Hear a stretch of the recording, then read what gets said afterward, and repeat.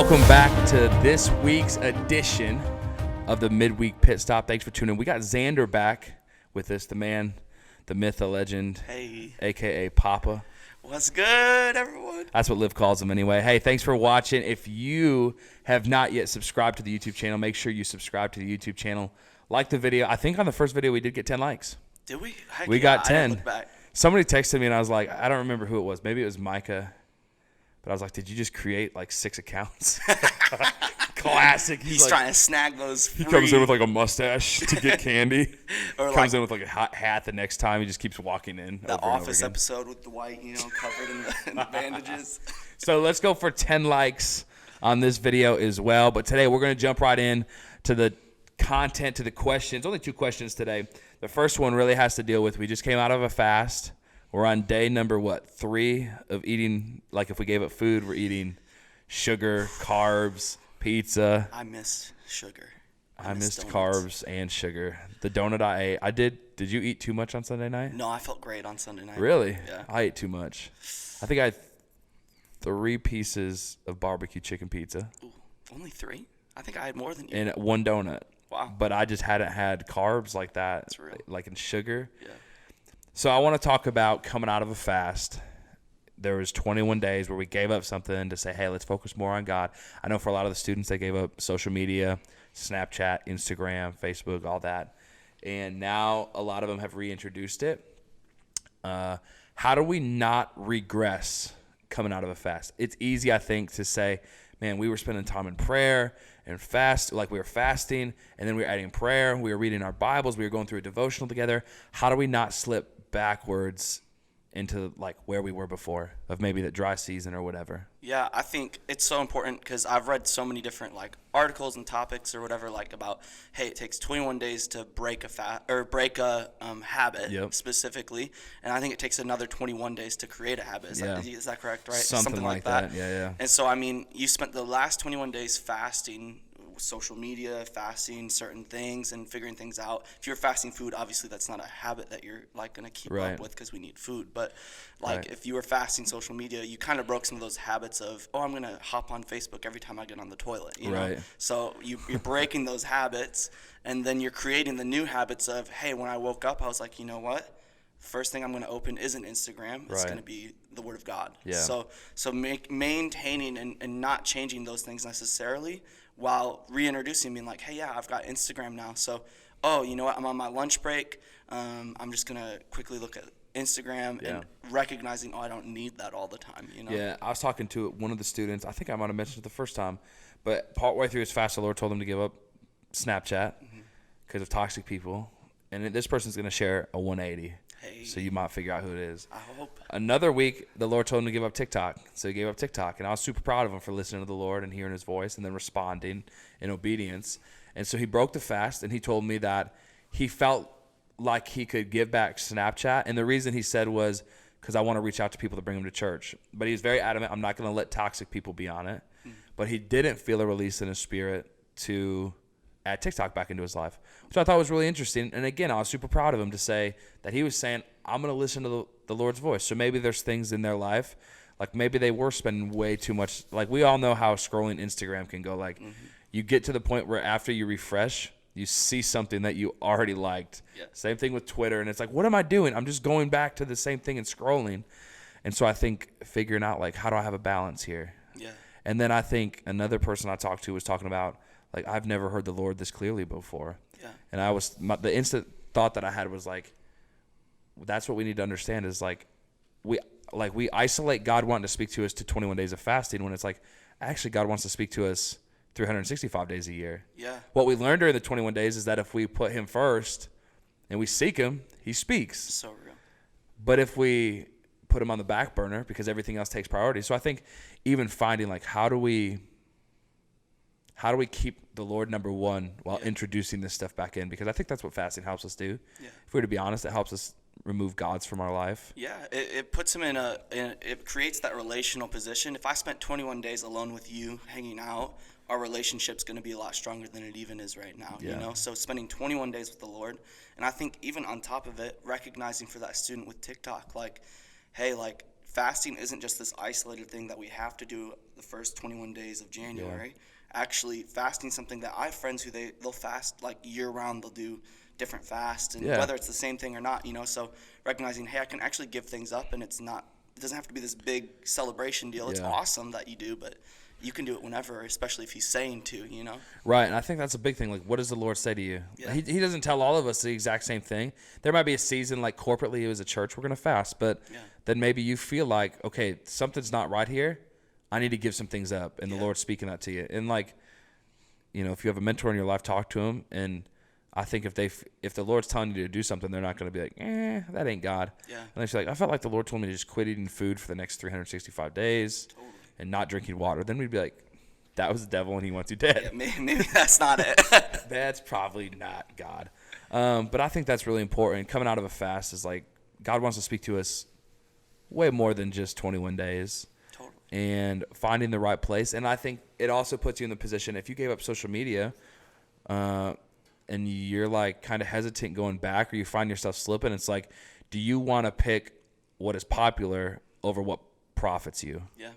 Like, do you want to pick like, Instagram, like everybody has TikTok, I need to have it. But then I think a really good question is, are the things that are taking up your time, do they actually profit you? Yeah. Or do you find yourself comparing, judging, stumbling? Like, I think that comparing thing is huge. Yeah. Like, I think that's the biggest issue with social media, but that's a whole other thing. But. Yeah. Well, and I mean, we know the audience we're talking to. It's the students in JSM. So we know your guys' struggles and the insecurities. And it's like, if we could go back and tell ourselves when we were 14, 15, 16, 17, hey, if you would just stop this right now or like wean back on it, you'd be at a different place in life. I wish I could go back and do that. 100%, bro. And so it's like, if you feel yourself comparing and struggling with these things or like stumbling, I know people who legitimately, social media will call them to stumble into comparison's one of them, but then lust is another one, because social media can be nasty. It can, bro. And so, like, listening to the Lord, and that's good, because what we don't want is to come out of 21 days. It's like, we don't want the camp thing to happen. You come out of camp and you're like, yeah. And then you leave camp and you're like, bombed. Is God even real? Like, yes, God is real. Like, of course, you encountered him. Like, what changed? Your posture, like, in your pursuit. And so, all right, well, let's talk about question number 2. Question number 2 actually has to deal with the unfortunate announcement we made yesterday about having to postpone Momentum. And so I texted Zander last night and I said, let's talk about disappointment. Yeah. I think it was because I was feeling disappointed. I was feeling bummed. Me and Zander went out yesterday and bought the gifts that we were going to give away. Those shoes are so We sick. picked up some shoes that you will see at some point. We're not going to give it away, but you will see them. They are. We will give them away. Hold on. We're not going to give. Hold on. Let me rephrase that. I'm going to keep them. No. We will give them away at some point. At some point. But we aren't going to give away what it is. Right. Because, but they're so sick. Whoa. I want them. Yeah. After I was like, Adrian, can I have $115 for... Hey, they're flashy. They are. But let's talk about disappointment, because we canceled something we were excited for. We're not having service even this week. How do you deal with disappointment in a way that doesn't lead you into a dark place? Yeah, I think the first thing is it's important not to fight disappointment. Mm-hmm. There's actually nothing wrong with being disappointed. I think of Abraham and Sarah even. Like, God promised them that they'd have a kid, and they were disappointed that they hadn't seen that in a long time. They didn't see it for so long. And so, I mean, obviously, they hit that point where they're like, we're going to make this promise happen in our own hands. Yeah. But even through it all, the Lord still showed up, and fulfilled his promise. Yeah. So recognizing that, hey, just because disappointment isn't a bad thing. It's okay to be disappointed at times. But it's so important to fall back on those stories like Abraham, being like, okay, you know what? God still showed up through that, even through their disappointment, even when they actually try to take things into their own hands. Yeah. And he still showed up and fulfilled his promise. So whatever it may be, whether it was the promise of momentum, like, you know what, like in the natural, we're actually working on this right now to continue. We're going to do momentum, just push back, you know. It's not canceled, it's postponed. Yeah, it's postponed. That's a turn. Yes. It ain't canceled, it's postponed. Yes. Bro, it's snowing out. Ben, can you turn the heat up? Yeah, why is the air on, Ben, bro? You're wasting so much money. I like watching snow blow at the window, and It's like Ben's just back there cranking the air conditioning. What in the world, Ben? But no, I think that's really good. I think the story of Sarah and Abraham is because, like you said, they tried to take it into their own hand. Look what happened. It was like the son that they're like, this was not even real. Like, so not trying to manufacture something. Yeah. Like, it's okay to be disappointed. Yeah. I even think of, like, in life, like, because we're talking about momentum, but in life, you're going to be disappointed. I've had a lot of disappointment. Yeah. Me and you had a phone call with somebody yesterday who was dealing with disappointment. And it was joking, but it was true. And the person said to us, like, that's one way to frame it. Mm-hmm. And we were like, to count your blessings, really. Like, think about where you're at. And there is worse. Like, most of the time in life, it could be worse. Yeah.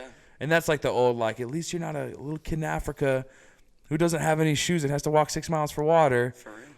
And it's like you say that, and it's like, but at the same time, it's true. I was watching this. I watch Professional League of Legends. I know it's a little nerdy, but and I was People watching are like, this. what is League of Legends? It's a video game, guys. Okay, it's fun. Whatever. So this guy. Question: did you play RuneScape? RuneScape a little bit, not very much. I was too young. Like 3rd grade, 4th grade. I don't even remember. Sorry. It's a fun one. But so you were watching. So I was watching this interview. So this player, long story short, he comes over from Europe to North America. So he's really hyped up. You know, it's like if Tom Brady was to go from the NFL to like the CFL or something like that. You know, and so pretty much like he's like talking about this last year, and they're asking him questions about his 2020, and he actually. During the interview was like this week, and he said in the interview, he was like, 2020 was actually one of the best years of my life. And he's like, through all the adversity, through all the disappointments, through all the crap that's been going on, he was like, it's actually been one of the best years of my life when I reflect on it. And I started to think in my own life, I was like, yeah, throughout 2021, like for me, it was full of disappointments and stuff. Mm-hmm. And I even reflected further back to disappointments that I had in my life. But I actually look back on a lot of those moments when I walked through those seasons of disappointment. And I'm almost like, no, actually, I'm really thankful for those moments. Those are some of the best moments of my life is walking through those seasons. Yeah. So to recognize that, hey, there are situations that could be worse. There are situations that are going to be tough to walk through. But honestly, when you get to the other side of everything, like, it's actually going to be legit and it's going to be cool, you know? Yeah, and I think, like, I was just thinking of this verse. That's what I was just looking up. It's Philippians 4:8 and 9, I believe. Just 4:8, actually. And now, dear brothers and sisters, one final thing. Fix your thoughts on what is true, honorable, right, and pure, and lovely, and admirable. Think about things that are excellent and worthy of praise. Mm. And I think, like, one of the biggest keys to overcoming disappointment is gratitude.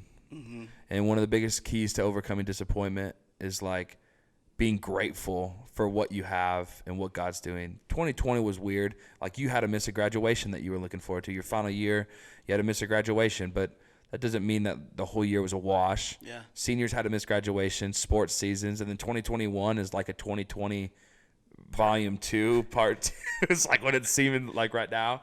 And but that doesn't mean like, though we may deal with disappointment, it's like, but God is still good. Yeah. And like looking at like, what is God doing in this season, not what am I missing out on in this season. I think if we reframe our thoughts to that, then it's easier to walk through the season of like, man, this really stinks. Yeah. Because it does. I was really looking forward to Sunday night. I was really looking forward to momentum. That was like, I was pumped for it. And then when we decided a couple days ago we were going to have to postpone it, I was like, but God is still doing something. Yeah. And no matter what disappointment you walk through, because, you know, I'm 25, you're 22. Guarantee we walk through more disappointment in life. 100%. Students, I don't know if you're 12, 13, 14, 15, 16, 17, 18. 21, 35. You wouldn't be a student then, probably. You could be. They'll go through disappointment. Yeah. And if you can learn to deal with it now, the next time you come up to a disappointment, though it may be different, at the root of it's the same. Like disappointment, the levels, the degree of disappointment may go up and down. But if you figure out like, okay, what did I do the last time I was disappointed? I thought about what is praiseworthy, and I was really grateful for the things I had. This next time disappointment comes around, it will still be disappointing. Like you said, don't dismiss it, but be grateful and have Like, think of the things that are good. Yeah. You'll be able to get through it again, too. And one last thing that I just want to say is if you have nothing, like literally there's been moments when I've been like, I can't think of anything to be thankful for. It's so important to look at the lives around you. Like I like looking at your friends' lives and being like, oh, there's so much to celebrate in Donovan's life. Oh, you know what? I'm going to celebrate. You're having a lot of wins and celebrate each other in that, because through that, you get to share part of that, you know? So yeah, that's so good. And like it sounds super spiritual. And Adria, sometimes like when I say these things to Adria, she's like, Donovan, are you kidding me? But I'm like, no, I'm not. Like when we went through an extremely disappointing season, I literally got to the point where I'm like, Jesus died for me. Literally. I can't celebrate anything else, but I have to believe, and I do believe that Jesus died for me. Yeah. And if that's the only good thing I can think of, that's a pretty good thought to have. That's a pretty good thing. So, man, that's really good. Do you have anything else? Nah. I love you guys.